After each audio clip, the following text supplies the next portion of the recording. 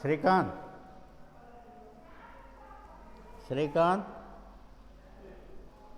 Hello Srikanth, వినిపిస్తుందా లేదా? శ్రీకాంత్, వినిపిస్తుందా? ఎక్కడున్నా? అవునా? సరే సర్లే. అట్లా వేరే వాళ్ళకి ఫోన్ చేయండి. ప్రతాప్, ప్రతాప్, ప్రతాప్ చేస్తున్నాను. రైట్.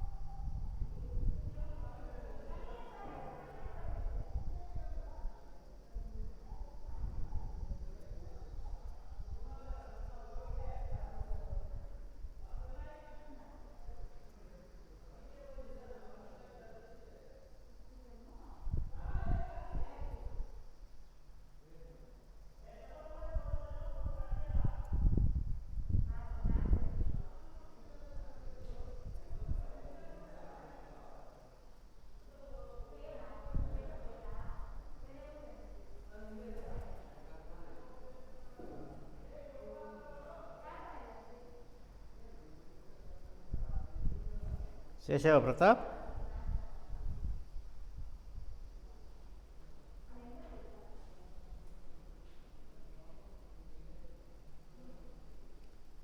హలో,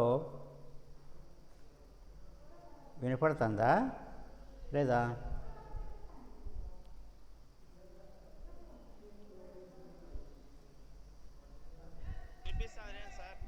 సరే సరే. మిగతా సేమ్ ఇంకా వాళ్ళేం టైం చూసుకున్నారా లేదు? ఇంకా ఎవరు రాకోకుండా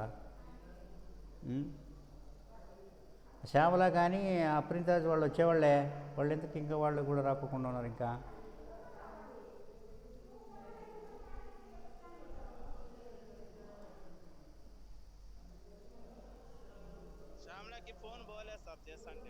అవునా? అప్రింతాజ్కి, అప్రింతాజ్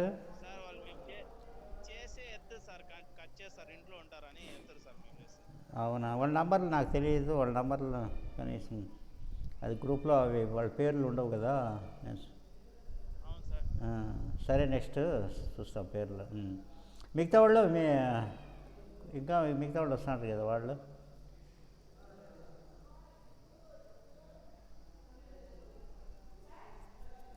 మరి సరే, వస్తారు. ఈ లాస్ట్ యూనిట్లో మనం ఇంతవరకు కంపెనీల చట్టం 2013 గురించి తెలుసుకున్నాం. ఆడిటర్ యొక్క అర్హతలు మరియు అనర్హతల గురించి తెలుసుకున్నాం. ఆడిటర్ నియామకం మరియు పునర్నియామకం గురించి తెలుసుకున్నాం. ఇస్మాయిల్ కూడా రాలేదు ఇంకా. ఆడిటర్ యొక్క హక్కులు విధుల గురించి తెలుసుకున్నాం. వచ్చినాడు ఇస్మాయిల్? బాబా బాబా. పేర్లు నీ పేర్లు రాకోకుండా ఎట్లప్ప మరి? నీ పేరు మీద లేదా ఫోను? సరే సర్లే. ఆడిటర్ యొక్క హక్కులు మరియు విధుల గురించి తెలుసుకున్నాం. అదేవిధంగా ఆడిటర్ బాధ్యతల గురించి తెలుసుకున్నాం. ఇంకా యూనిట్లో ఆడిటర్ రిపోర్టు గురించి తెలుసుకున్నాం. మరి ఈరోజు టాపిక్ ఆడిట్ నివేదిక లేదా ఆడిట్ రిపోర్ట్ లేదా ఆడిటర్ రిపోర్ట్ లేదా ఆడిటర్ నివేదిక అంటే ఏమి, అందులో ఉండేటువంటి అంశాలు ఏంటి అనే దాని గురించి తెలుసుకోవాలి.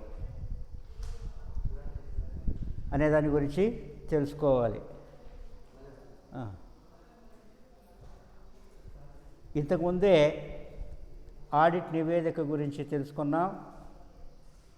ఆడిట్ నివేదిక అంటే ఏంటి లేదా ఆడిట్ రిపోర్ట్ అంటే ఏమిటి అని తెలుసుకున్నాం. ఇది 5 మార్కులకి వెరీ ఇంపార్టెంట్ క్వశ్చన్.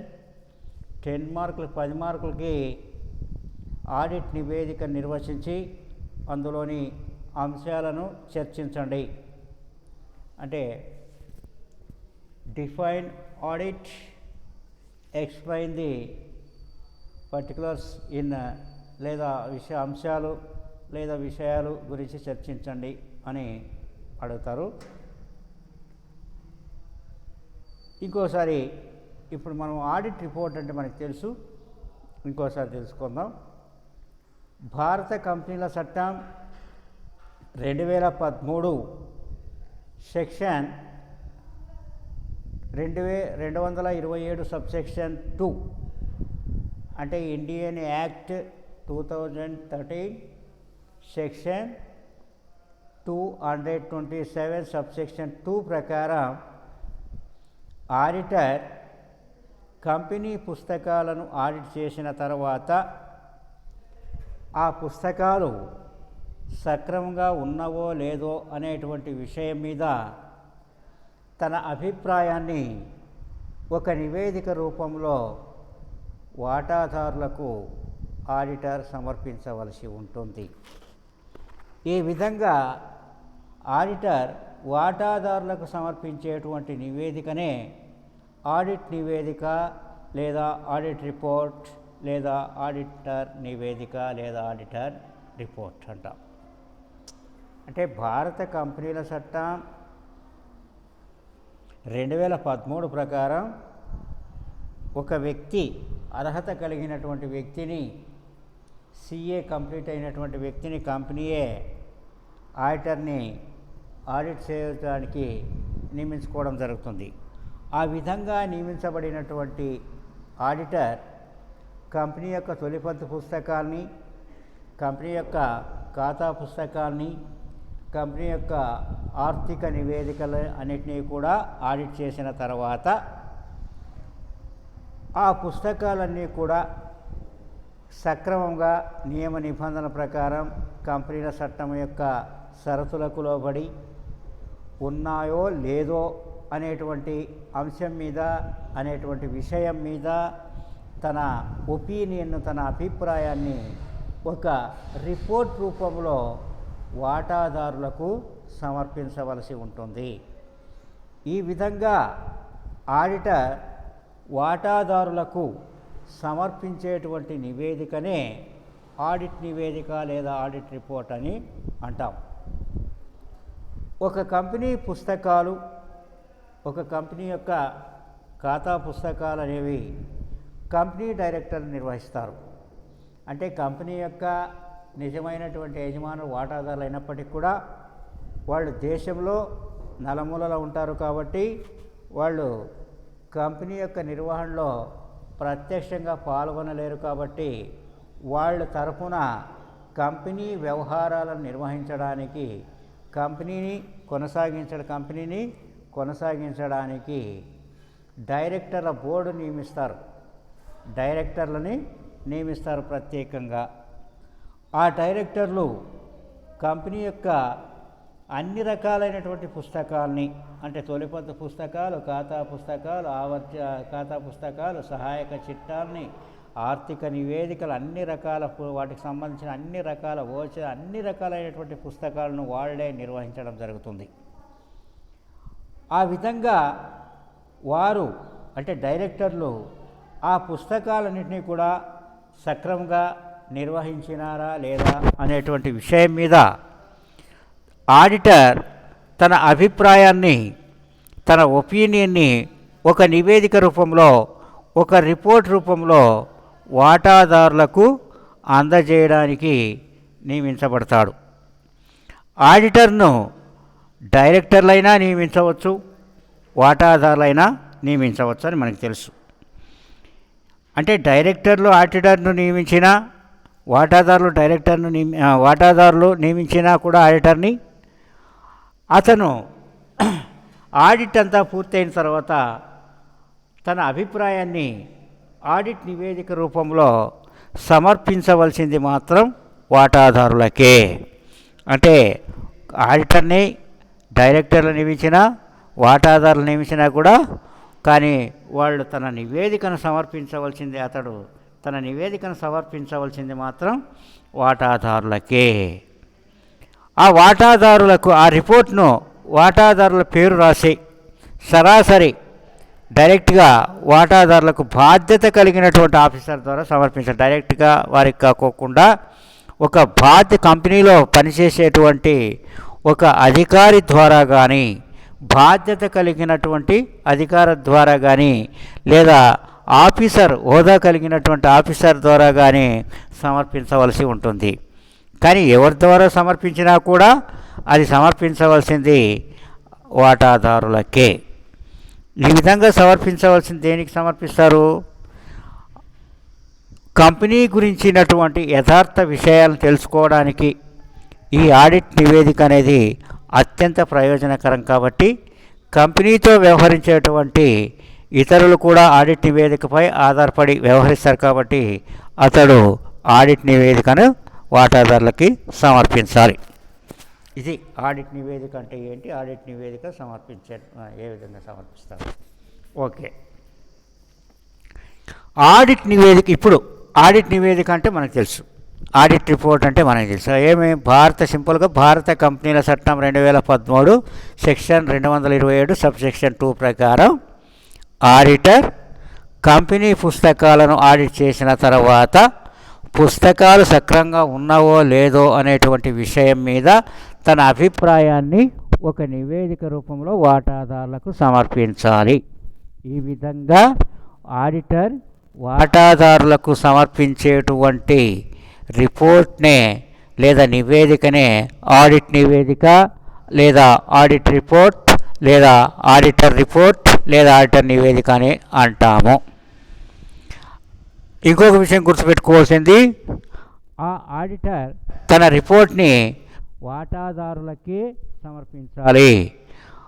ఆ ఆడిటర్ని వాటాదారులు నియమించిన, డైరెక్టర్లు నియమించినా కూడా అతడు తన నివేదికని, తన అభిప్రాయాన్ని నివేదిక రూపంలో సమర్పించవలసింది మాత్రం వాటాదారులకే. అది కూడా వాటాదారులకు డైరెక్ట్గా సమర్పించకుండా అతడు ఒక బాధ్యత కలిగినటువంటి అధికారి ద్వారా, బాధ్యత కలిగినటువంటి ఆఫీసర్ ద్వారా సమర్పించడం జరుగుతుంది. ఇది ఇప్పుడు ఆడిట్ నివేదికలోని అంశాలు. ఆడిట్ నివేదికలో పొందుపరచవలసినటువంటి అంశాలు ఏంటి, ఆడిట్ రిపోర్ట్లో ఉండవలసినటువంటి అంశాలు ఏమిటి అని చూసుకున్నట్లయితే, ప్రైవేట్ ఆడిటర్లకు సంబంధించినంత వరకు ఆడిట్ నివేదిక అనేది ఎలా ఉండాలి అనే విషయం గురించి కానీ, దాని నమూనా ఏ విధంగా ఉండాలి అనే దాని విషయం గురించి కానీ, అందులో పొందపరచవలసినటువంటి అంశాల గురించి కానీ ఎక్కడ నియమ నిబంధనలు అంటూ ఏమీ లేవు. అంటే ప్రైవేట్ ఆడిటర్లు అంటే ఇక్కడేమి సొంత వ్యాపారం, భాగస్వామ్య సంస్థల్ని ఆడిట్ చేసేటువంటి ఆడిటర్లకు వాళ్ళు తయారు చేసేటువంటి ఆడిట్ నివేదిక ఏ విధంగా ఉండాలి అనే దాంట్లో పైన కానీ, దాని నమూనా ఏ విధంగా ఉండాలి అనేటువంటి దానిపైన కానీ, ఆ రిపోర్ట్లో ఏ అంశాలని, ఏ విషయాన్ని పొందపరచాలి, ఏ విషయాన్ని తెలియజేయాలి అనేటువంటి దాని మీద కానీ ఎటువంటి నియమ నిబంధనలు అంటూ లేదు. అందువల్ల వాళ్ళు ఆడిటర్ ఆ సొంత వ్యాపార సంస్థకు కానీ, భాగస్వామ్య వ్యాపార సంస్థకు కానీ ఆడిట్ నివేదికను సవిస్తరమైనదిగా సమర్పించవచ్చు, లేదా క్లుప్తంగా అయినా సమర్పించవచ్చు. అంటే పూర్తి వివరాలతో సంబంధించినటువంటి రిపోర్ట్నైనా సమర్పించవచ్చు, లేదా బ్రీఫ్గా క్లుప్తంగా ఉండేటువంటి రిపోర్ట్నైనా సమర్పించవచ్చు. అయితే ఆ రిపోర్ట్ అనేది ఆడిటర్ ప్రైవేట్ ఆడిటర్ భాగస్వామ్య సంస్థ కానీ సొంత వ్యాపార సంస్థ కానీ వాళ్ళు నియమించేటప్పుడు వాళ్ళు చేసుకున్నటువంటి ఒప్పందం మీద ఆ రిపోర్ట్ అనేది ఆధారపడి ఉంటుంది. ఏ విషయాలు తెలియజేయాలి, ఏ అంశాలను పేర్కొనాలి అనేది ఆ విషయాల మీద ఆధారపడి ఉంటుంది. అందువల్ల కానీ అంటే ప్రైవేట్ ఆడిటర్ అనే వాడికి నియమ నిబంధనలు అంటూ ఏమీ లేవు. కాబట్టి ఆడిటర్ నివేదిక అనేది సవిస్తరమైనది కావచ్చు లేదా క్లుప్తంగా అయినా ఉండవచ్చును. కానీ కంపెనీల విషయంలో, జాయింట్ స్టాక్ కంపెనీల విషయంలో ఆడిటర్ తనకు ఇష్టం వచ్చినటువంటి రీతిలో, తనకు ఇష్టం వచ్చినటువంటి విధంగా ఆడిట్ నివేదికను తయారు చేయడానికి వీలు లేదు. కంపెనీల చట్టంలోని నియమ నిబంధనలను పాటించవలసి ఉంటుంది. సొంత వ్యాపార సంస్థ, భాగస్వామ్య వ్యాపార సంస్థలు అయితే ఎటువంటి నియమ నిబంధనలు లేవు. వాళ్ళు చేసుకున్నటువంటి ఒప్పందం అగ్రిమెంట్ ప్రకారం వాళ్ళు సమర్పించవచ్చు.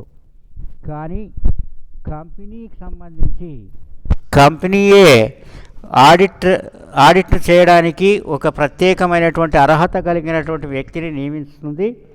ఆ నియమించబడినటువంటి వ్యక్తి కూడా కంపెనీల చట్టం ప్రకారమే నియమించబడతాడు. అంతేకాకుండా ఆడిట్ రిపోర్ట్ను కూడా కంపెనీల చట్టం ప్రకారమే తయారు చేసి వాటాదారులకు సమర్పించవలసి ఉంటుంది. ఈ విధంగా కొన్ని నియమ నిబంధనలు పాటించాలి. భారత కంపెనీల చట్టం 2013 ప్రకారం తాను సమర్పించేటువంటి నివేదికకు సంబంధించి అనేక అంశాలను నివేదించవలసినటువంటి బాధ్యత ఆడిటర్ కలిగి ఉంటాడు. అంటే భారత కంపెనీల చట్టం గతంలో అయితే 1956 ప్రకారం ఉండేది. ఇప్పుడు 2013 ప్రకారం ఆ ఆడిటర్ తాను సమర్పించేటువంటి నివేదికకు సంబంధించి అనేక విషయాలను, అనేక అంశాలను తెలియజేయవలసినటువంటి బాధ్యత, నివేదించవలసినటువంటి బాధ్యత ఆడిటర్కు ఉంటుందన్నమాట.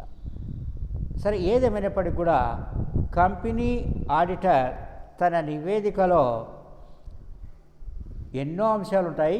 కానీ ముఖ్యంగా 15 అంశాలను గురించి దాంట్లో పేర్కొనాలి. 15 అంశాలని తెలియజేయవలసి ఉంటుంది. ఒకటోది ఏమంటే దాంట్లో ముఖ్యంగా మొట్టమొదటిది, ఆడిట్ ఆశయాల నిమిత్తం తన పరిజ్ఞానాన్ని, నమ్మకం మేరకు అవసరమైన యావత్తు సమాచారం వివరణ పొందినాడా. అంటే ఆడిటర్ తాను ఆ ఆడిట్ యొక్క ఒక్కొక్క కంపెనీ యొక్క ఆడిట్ ఉద్దేశం వేరుగా ఉంటుంది. ఆడిట్ లక్ష్యం వేరుగా ఉండవచ్చు. ఆడిట్ యొక్క ధ్యేయం వేరుగా ఉండవచ్చు. దాని యొక్క ఆశయం ఒక్కొక్క రకంగా ఉంటాయి.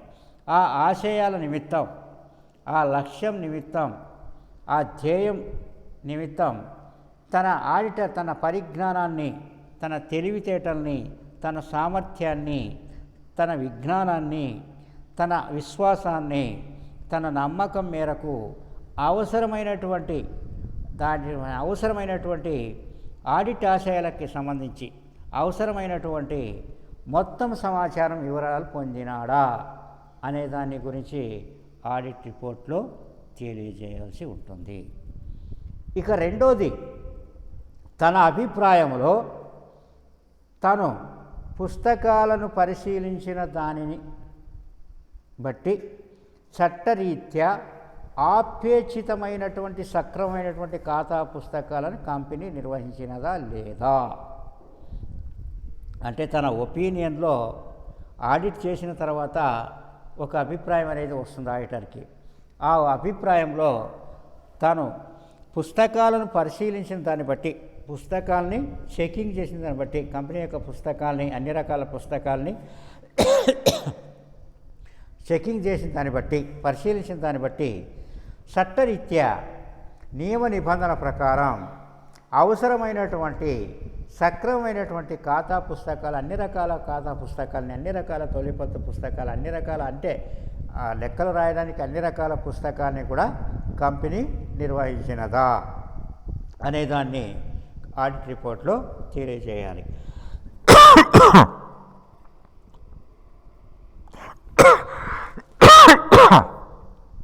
మూడోది, తను సందర్శించని బ్రాంచుల నుండి ఆశయాల నిమిత్తం ఆవశ్యకమైనటువంటి రిటర్న్లు వచ్చినాయా. అంటే ఆడిట్ కంపెనీకి ఇతర ప్రాంతాల్లో కూడా బ్రాంచులు ఉండవచ్చు. ఆ బ్రాంచుల నుంచి ఆశయాల నిమిత్తం అవసరమైనటువంటి ఆవశ్యకమైనటువంటి దానికి సంబంధించిన అన్ని రకాల పత్రాల రిటర్న్లు వచ్చినాయా లేదా అనేది కూడా ఆడిట్ రిపోర్ట్లో పేర్కొనాలి. నాలుగోది, కంపెనీ ఆడిటర్ కాకోకుండా మరొక వ్యక్తి బ్రాంచ్ ఆఫీస్ ఖాతాలను ఆడిట్ చేసినట్లయితే ఆ ఖాతా ఆడిట్ రిపోర్ట్ను తనకు పంపినారా, దానిని బట్టి ఆడిట్ రిపోర్ట్ తయారు చేయడంలో ఏ విధంగా ఉపయోగించినాడు. అంటే ఆడిటర్ బ్రాంచులకు సంబంధించి కంపెనీ చేత నియమించబడినటువంటి ఆడిటర్ ఆ పుస్తకాన్ని ఆడిట్ చేయవచ్చు. కొన్ని సందర్భాల్లో ఆడిటర్ కాకుండా ఇతర ఆడిటర్ల చేత ఆడిట్ చేయించవచ్చు. ఆ విధంగా ఇతర వ్యక్తులు ఎవరైనా ఆడిట్ చేసినట్లయితే ఆ ఆడిట్ రిపోర్ట్ను ఆ ఆడిటర్లు ఆ ఆడిట్ రిపోర్ట్ను ఆ ఖాతాలకు సంబంధించినటువంటి ఆడిట్ రిపోర్ట్ను తనకు పంపినారా, దానిని బట్టి పంపిన దాన్ని బట్టి ఆ ఆడిట్ రిపోర్టు తయారు చేయడంలో ఏ విధంగా ఉపయోగించినాడు. ఆడిట్ నివేదికను తయారు చేయడంలో కంపెనీకి సంబంధించి బ్రాంచ్ ఖాతాలకు బ్రాంచ్ ఆఫీసులకు సంబంధించి ఆడిట్ రిపోర్టును తయారు చేయడంలో ఏ విధంగా ఉపయోగించినాడు అనే విషయాన్ని కూడా ఆడిటర్ తన నివేదికలో తెలియజేయాల్సి ఉంటుంది. ఇక ఐదోది, ఆడిట్ నివేదికలో ఉదహరించినటువంటి కంపెనీ ఆస్తి అప్పుల పట్టి లాభ నష్టాల ఖాతా పుస్తకాలకు రిటర్న్లకు అనుగుణంగా ఉన్నాయా. అంటే ఆడిట్ నివేదికలో తెలియజేసినటువంటి పేర్కొనబడినటువంటి కంపెనీ యొక్క ఆర్థిక పరిస్థితిని తెలియజేసేటువంటి ఆస్తి అప్పుల పట్టి లాభమా లేదా నష్టమా అనే దాని గురించి ఒక నిర్ణీత కాలం లాభం వచ్చిందా నష్టం వచ్చిందా అని తెలియజేసేటువంటి లాభ నష్టాల ఖాతాకు సంబంధించి పుస్తకాల్ని ఆ పుస్తకాలు వాటికి సంబంధించినటువంటి పుస్తకాలు రిటర్న్లకు అనుగుణంగా ఉన్నాయా లేదా, వాళ్ళు సమర్పించేటువంటి రిటర్న్లకి అనుగుణంగా సంబంధం కలిగి ఉన్నాయా లేదనేది కూడా ఆడిటర్ తన రిపోర్ట్లో తెలియజేయాలి. ఆరోది, ఏ డైరెక్టర్ అయినా ఆ పదవిలో కొనసాగడానికి అనర్హుడు అని ప్రకటించడం జరిగిందా. ఏ డైరెక్టర్ అయినా సరే, అంటే కంపెనీల నియమ నిబంధనల ప్రకారం, కంపెనీల చట్టం ప్రకారం, కేంద్ర ప్రభుత్వం యొక్క షరతుల ప్రకారం డైరెక్టర్గా ఉండడానికి కంపెనీకి ప్రైవేట్ అంటే సొంత వ్యాపారానికి కానీ భాగస్వామ్య వ్యాపారానికి కానీ అర్హత కలిగినటువంటి ఆడిటరే ఉండవలసిన అవసరం లేదు. కాకపోతే కంపెనీ విషయంలో దానికి అర్హత కలిగినటువంటి వ్యక్తే ఆడిట్ చేయడానికి అర్హుడవుతాడు. అంటే దానికి సిఏ పాస్ అయి ఉండాలి. ఆ విధంగా ఏ డైరెక్టర్ అయినా సరే ఆ పదవిలో కొనసాగడానికి అనర్హుడు, అతని క్వాలిఫికేషన్ లేదు అని ప్రకటించడం జరిగిందా అనే దాని గురించి కూడా ఆడిటర్ తన రిపోర్ట్లో తెలియజేయవలసి ఉంటుంది. 7వ పాయింట్ ఏంటంటే, కంపెనీ చెల్లించవలసినటువంటి సెస్ పూర్తిగా చెల్లించడం జరిగిందా. ఇక్కడ సెస్ అంటే ఆదాయ పన్ను కాకుండా ఇతర ట్యాక్సులు, లోకల్ ట్యాక్సులు కానీ, ఎక్సైజ్ సుంకం కానీ, కస్టమ్స్ డ్యూటీ కానీ, ఇటువంటి వాటిని అన్నిటినీ చెల్లించిందా లేదా. ఆదాయ పన్ను ఆడిట్ రిపోర్ట్ అంతా అయిన తర్వాత, ఆడిట్ చేసిన తర్వాత లాభాలను బట్టి దాన్ని చెల్లించవలసి ఉంటుంది. ఈ లోకల్ ట్యాక్స్ని ఇవన్నింటినీ కూడా ముందుగానే చెల్లించడం జరుగుతుంది. వాటన్నిటినీ కూడా సక్రమంగా చెల్లించిందా లేదా. కంపెనీ చెల్లించవలసినటువంటి అన్ని రకాల ఆదాయ పన్ను కాకుండా ఇతర అన్ని రకాల పన్నుని చెల్లించిందా లేదా అనేది ఆడిట్ రిపోర్ట్లో తెలియజేయాలి. 8వది, కంపెనీలో ఆర్థిక వ్యవహారాల నియంత్రణ పద్ధతి ఉన్నదా. ఉన్నట్లయితే అది సమర్థవంతంగా పనిచేయుచున్నదా. కంపెనీలో ఆర్థిక వ్యవహారాల నియంత్రణ పద్ధతి ఉన్నదా, ఉన్నట్లయితే అది సమర్థవంతంగా పనిచేస్తున్నదా. అంటే ఆర్థిక వ్యవహారాలకి, ఆర్థిక డబ్బు వ్యవహారాలకి, ద్రవ్య వ్యవహారాలకు సంబంధించి ఒక కంట్రోల్ పద్ధతి అంటే ప్రతి కంపెనీలో ఉంటుంది, అది ఉందా. ఒకవేళ ఉన్నట్లయితే అది కంపెనీ యొక్క ఆశయాలకు, ప్రయోజనాలకు, వాటాదారుల యొక్క శ్రేయస్సు కోసం సమర్థవంతంగా పనిచేస్తున్నదా అనేది కూడా ఆడిటర్ తన నివేదికలో తెలియజేయవలసి ఉంటుంది. 9వ పాయింట్ ఏంటంటే ఖాతాలను తయారు చేయటకు సంబంధించి, ఖాతాలను తయారు చేయటానికి సంబంధించి కంపెనీపై ఆడిటర్కి ఏవైనా వ్యతిరేకం కానీ లేదా దానిపై కేటాయింపు కానీ లేదా అర్హతలు కానీ ఉన్నాయా, అర్హతలు ఏమైనా క్వాలిఫికేషన్ కానీ ఉన్నాయా. అంటే ఖాతాలను తయారు చేయడానికి సంబంధించి కంపెనీపై ఆ ఆడిటర్కు ఎవరైతే రాస్తున్నారో ఆ ఆడిటర్కు వ్యతిరేకత కానీ లేదా రిజర్వేషన్ కానీ ఏ క్వాలిఫికేషన్ కానీ ఉన్నాయా అనేది చూడాలి.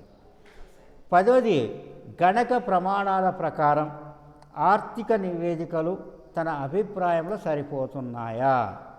అకౌంటింగ్ సూత్రాల ప్రకారం, అకౌంటింగ్ స్టాండర్డ్స్ ప్రకారం, గణక ప్రమాణాల ప్రకారం కొన్ని ఏ కంపెనీ అయినా సరే తన నివేదికను తయారు చేయాల్సి ఉంటుంది. ఆ స్టాండర్డ్స్ ప్రకారం అంటే కంపెనీల చట్టము, బ్యాంక్ కంపెనీ చట్టమే కాకోకుండా ఇతర స్టాండర్డ్స్, అకౌంటింగ్ స్టాండర్డ్స్ అనేవి కూడా ఉంటాయి. ఆ స్టాండర్డ్స్ ప్రకారం గణక ప్రమాణాలు అంటాం.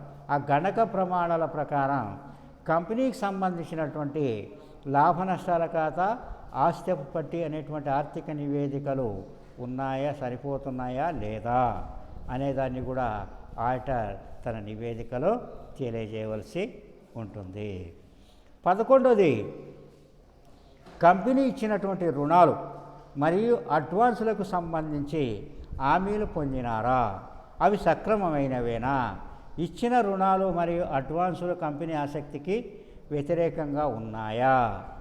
అంటే కంపెనీ ఇచ్చినటువంటి రుణాలు కొన్ని సందర్భాల్లో కంపెనీ ఇతర వ్యక్తుల నుంచి కానీ, ఇతర సంస్థల నుంచి కానీ, బ్యాంకుల నుంచి కానీ, ఆర్థిక సంస్థల నుంచి కానీ అప్పులు తీసుకోవడమే కాకోకుండా కంపెనీ కూడా ఇతర వ్యక్తులకు, సంస్థలకు అప్పులు ఇవ్వచ్చు, రుణాలు ఇవ్వవచ్చు. ఆ విధంగా రుణాలు కానీ అడ్వాన్సులు కానీ ఇచ్చినప్పుడు వాటికి సంబంధించి వాటికి అవసరమైనటువంటి హామీలు పొందారా లేదా, పొందినట్లయితే అవి సక్రమమైనవేనా, అవి నియమ నిబంధనల ప్రకారం అనుకూలంగా ఉన్నాయా లేదా. తర్వాత ఆ ఇచ్చినటువంటి రుణాలు మరియు అడ్వాన్సులు కంపెనీ ఆసక్తికి వ్యతిరేకంగా ఏమైనా ఉన్నాయా. కంపెనీ ఆసక్తి అంటే ఇక్కడ కంపెనీ పైన ఆసక్తి ఉన్నటువంటి వ్యక్తులకు, రుణదాతలు కానీ, ఇతర బ్యాంకులు కానీ, ఇతర వాటాదారులు కానీ ఎవరైనా సరే వాళ్ళ ఆసక్తి ఉన్నటువంటి అంటే కంపెనీతో వ్యవహరించినటువంటి ప్రతి వ్యక్తికి వ్యతిరేకంగా ఏమైనా ఉన్నాయా అనేది కూడా అతడు తన రిపోర్ట్లో తెలియజేయాలి. 12వది ఖాతాల నమోదులు కంపెనీ ఆశయాలకు అనుకూలంగా ఉన్నాయా. ఖాతాల నమోదులు అనేవి అంటే ఖాతాల్లో నమోదు చేసినటువంటి వ్యవహారాలు కంపెనీ ధ్యేయాలకు, కంపెనీ లక్ష్యాలకు అనుకూలంగా ఉన్నాయా. 13వది కంపెనీ దగ్గర ఉన్న వాటాలు మరియు డిబెంచర్లను అసలు ధర కన్నా తక్కువ ధరకు ఏమైనా అమ్మడం జరిగిందా. కంపెనీ దగ్గర ఉన్నటువంటి వాటాలని, తర్వాత డిబెంచర్లని అసలు ధర కన్నా తక్కువ ధరకు అమ్మినట్లయితే ఆ విషయాన్ని తెలియజేయాలి. అంటే కంపెనీ తన వాటాలని, డిబెంచర్లు కానీ డిమాండ్ని బట్టి, మార్కెట్లో ఉన్నటువంటి డిమాండ్ బట్టి ఎక్కువ ధరకైనా అమ్మవచ్చు, తక్కువ ధరకైనా అమ్మవచ్చు, అసలు ధరకైనా అమ్మవచ్చు. కానీ ఎక్కువ ధరకు అమ్మకుండా తక్కువ ధరకు ఏమైనా డిస్కౌంట్తో ఏమైనా అమ్మినారా. ఆ విధంగా అమ్మినట్లయితే దానికి సంబంధించినటువంటి విషయాన్ని కూడా ఆడిటర్ తన రిపోర్ట్లో తెలియజేయవలసి ఉంటుంది.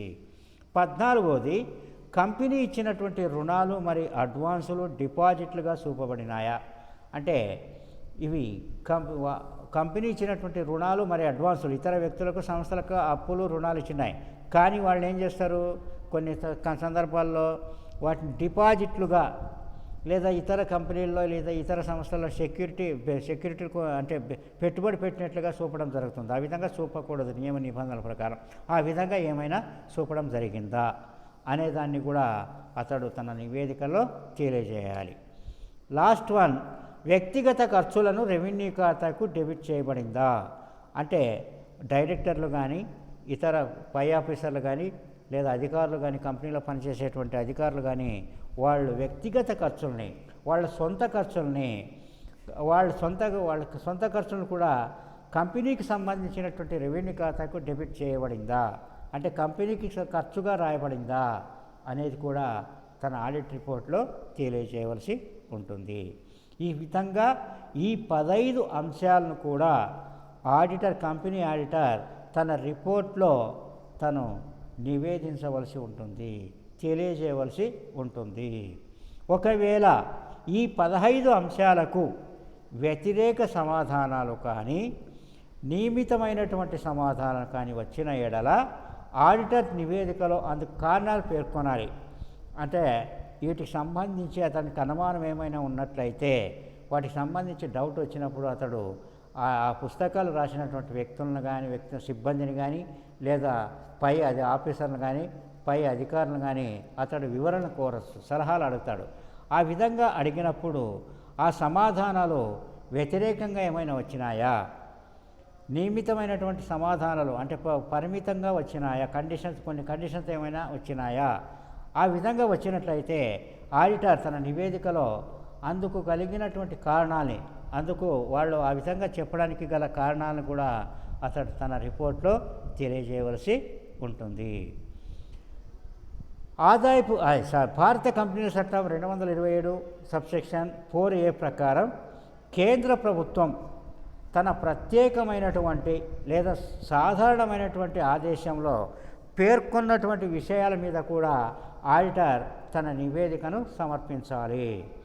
అంటే కొన్ని సందర్భాల్లో ఏదైనా కంపెనీ ఆడిట్ జరిగేటప్పుడు ఆ ఆదేశాలు కేంద్ర ప్రభుత్వం కొన్ని ఆదేశాలు ఇవ్వచ్చు.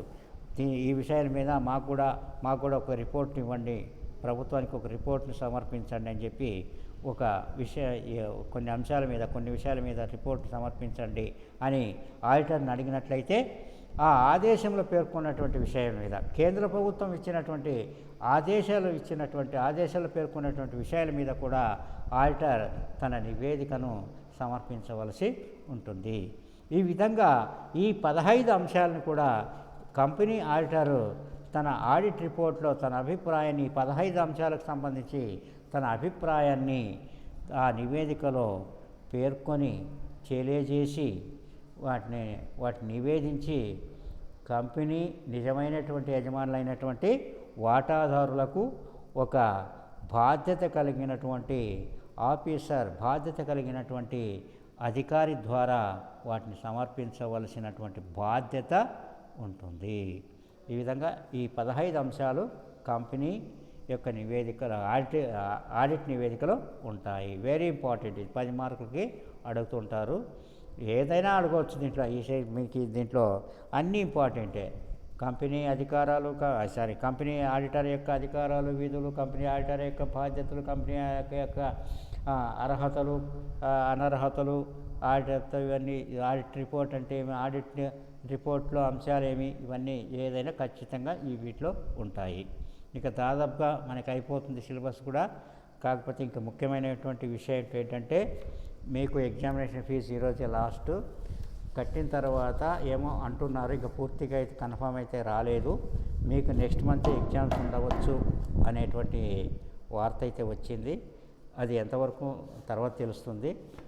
కాబట్టి ఆ విధంగా ఎగ్జామ్స్ ఉన్నట్లయితే, నెక్స్ట్ మంత్లోనే ఎగ్జామ్స్ ఉన్నట్లయితే త్వరలోనే మీకు ప్రిపరేషన్ హాలిడేస్ అంటే 9వ తారీఖు అంటున్నారు. ఆ 9వ తారీఖు నుంచి ప్రిపరేషన్ హాలిడేస్ కూడా ఇవ్వడం జరుగుతుందని చెప్పారు. ఒకవేళ అంటే నెక్స్ట్ మంత్ 20వ తారీఖు నుంచి ఎగ్జామ్స్ అని చెప్పడం జరిగింది. అది ఎంతవరకు వాస్తవం మనకైతే తెలియదు. త్వరలోనే దాని గురించి మనకు వస్తుంది న్యూస్, దాని గురించి మనకు వస్తుంది యూనివర్సిటీ నుంచి. అంటే ఫస్ట్ సెమిస్టర్ కూడా వాళ్ళకి కూడా ఎగ్జామ్స్ జరగలేదు. వాళ్ళు అన్నీ మీ అందరికి ముగ్గురికి first semester, 4th semester, 6th semester అన్నీ కలిపి పెడతారా, లేకపోతే మీదైన తర్వాత వాళ్ళకి పెడతారా అనేది ఇంకా తెలియదు. ఏదేమైనప్పటికీ కూడా మీకు నెక్స్ట్ మంత్లోనే ఎగ్జామ్స్ ఉంటాయి అని చెప్పి వార్త అయితే వచ్చింది. ఆ విధంగా డేట్ వచ్చిన తర్వాత మీకు ఎప్పుడు ప్రిపరేషన్ హాలిడేస్ దగ్గరలోనే ఇవ్వడం జరుగుతుంది. 9 తారీఖు 10 తారీఖు ప్రిపరేషన్ హాలిడేస్ ఇస్తారు. 10 రోజుల ముందు ఇస్తారు మీకు. అయితే అంతవరకు కూడా మీరు ఆన్లైన్ క్లాస్కి రాండి. ప్రిపరేషన్ హాలిడేస్ ఇచ్చేంత వరకు కూడా ఆన్లైన్ క్లాస్కి రండి. అయిపోతుంది, మన సిలబస్ అయిపోయినా కూడా మళ్ళీ ఇంపార్టెంట్ క్వశ్చన్స్ చెప్పి, దీంట్లో మనకి ఇంపార్టెంట్ క్వశ్చన్స్ చెప్పుకుంటే దాంట్లో పాయింట్స్ వైజ్గా ఏవి ఇంపార్టెంట్ అవి రివిజన్ కూడా చేసుకోవచ్చు అవకాశం ఉంటాయి. కాబట్టి మీరు మనకు అయిపోయిన ప్రిపరేషన్ హాలిడేస్ అంతవరకు కూడా మీరు ఆన్లైన్ క్లాసులకి రావాల్సిందే. ఆ విధంగా రాకపోతే మీరే ఇబ్బంది పడతారు. ఇంక అన్ని 5 సెమిస్టర్లు కూడా ఏ ఆటంకం లేకోకుండా, ఏది ఇబ్బంది లేకోకుండా మీరు కంప్లీట్ చేసుకున్నారు. ఇప్పుడు 6వ సెమిస్టర్లో ఇబ్బంది పడొద్దండి. ఊరికే హాల్ టికెట్లు తీయడం, లేదా మిడ్ మార్క్స్ వేయకోకుండా ఈ యూనివర్సిటీకి పంపుకోకుండా జరగడము, ఇవన్నీ ఇబ్బంది పడుకోకుండా ఈ కొద్ది రోజులు, ఇంకెన్ని రోజులే వచ్చినారు, ఇంకొద్ది రోజులు ఆన్లైన్ క్లాసులకు మీకు ప్రిపరేషన్ హాలిడేస్ ఇంతవరకు వస్తే చాలు. ఇది మిగతా ఫ్రెండ్స్కి కూడా చెప్పండి, లేకపోతే వాళ్ళు ఇబ్బంది పడతారు. మిడ్ మార్క్స్ మాత్రం ఎట్టి పరిస్థితుల్లో కూడా ఆన్లైన్ క్లాసులకు రాని వాళ్ళు, మిడ్ ఎగ్జామ్ రాని వాళ్ళకి ఇవ్వరు. హాల్ టికెట్ ఒకవేళ ఇచ్చినా మిడ్ మార్క్స్ అయితే పంపడం జరగదు. అది గుర్తుపెట్టుకోండి. మిగతా ఫ్రెండ్స్ కూడా చెప్పండి. ఇది సర్లే, అట్లే ఉండండి ఒక నిమిషం.